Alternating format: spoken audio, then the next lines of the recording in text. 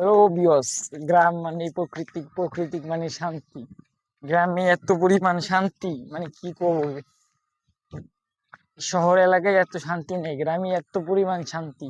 দেখতে পাচ্ছেন আমাদের আশেপাশে যে এরিয়া আছে, পুরাই সব গ্রাম, পুরাই গ্রাম এলাকা। তো আমি আমাদের গ্রামে এসেছি। তো গ্রামের এত আবহাওয়া মানে প্রচুর মানে শান্তি। এই যে গ্রামে মানুষের ধান খাচ্ছে, ধান কেটে রাখছে। তো গ্রামের মতো শান্তি ভাই কোনো জায়গায় নাই। গ্রাম মানে প্রকৃতি, প্রকৃতি মানে অনেক সৌন্দর্য।